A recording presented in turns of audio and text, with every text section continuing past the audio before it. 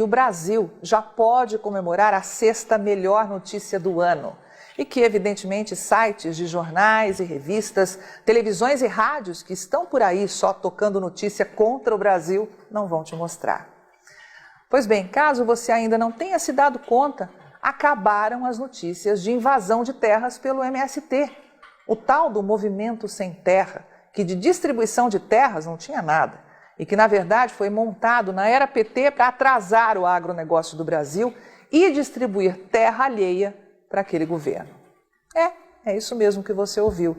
Simplesmente acabou esse tipo de notícia no país e que era sistematicamente veiculada nos telejornais antes do novo governo tomar posse e executar o seu plano de crescimento para o Brasil.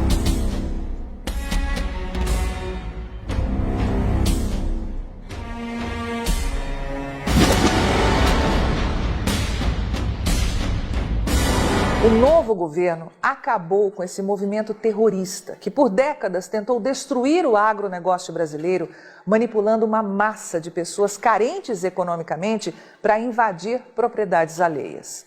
O novo governo do Brasil vem gerando cada dia mais segurança no campo, num processo que sabemos que é longo e que não pode ser relaxado. Mas uma coisa é certa, depois de décadas, a bandeira vermelha deixou de tremular soberana nos campos de agricultura e pecuária desse imenso Brasil, que sangrou com essas invasões, todas, sem exceção, absurdas, e que tinham como real objetivo gerar um campo comunista no país. Mas o ano de 2019 entra para a história com mais uma ação comunista ferida de morte, e a verdadeira bandeira a ser erguida nos campos é a do Brasil. É sério, gente. Para comemorar o fim dessas invasões, cada produtor desse país deveria hoje mesmo hastear a bandeira brasileira no lugar mais alto da sua propriedade, para mostrar que ali tem um produtor rural de verdade, que hoje consegue trabalhar e produzir longe dos fantasmas dos invasores do MST. Movimento que ao longo da última década deixou muito claro que de produtivo não tinha nada, e que, na verdade, se espalhou pelo Brasil rural para tirar a iniciativa privada dos campos e retroagir com a atividade rural brasileira. Que tal mostrar para todos, daqui e de fora, quão brasileiro é o interior desse nosso país e que, mesmo sendo massacrado nos últimos anos por um grande esquema montado para destruir, o empresário rural conseguiu sobreviver e está fincando novamente a bandeira do Brasil na sua propriedade.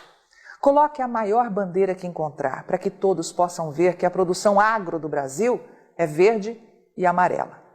Nunca foi tão necessário mostrar a todos que de norte a sul, de leste a oeste, este país é dos brasileiros. Avante agronegócio do Brasil, pois só com lei e ordem é possível produzir e lucrar não só no agronegócio, mas em todas as atividades que indiretamente qualquer um de nós brasileiros estejamos envolvidos. Afinal, somos todos altamente dependentes desses produtores, seja para comer ou seja para empreender. Por décadas tentaram impor o avanço da bandeira vermelha do MST no Brasil rural. Mas agora passou da hora de mostrar quais são as verdadeiras cores do produtor rural independente do Brasil, seja ele de pequeno, médio ou de grande porte, e que graças ao sucesso da livre iniciativa voltou a se orgulhar do verde e do amarelo.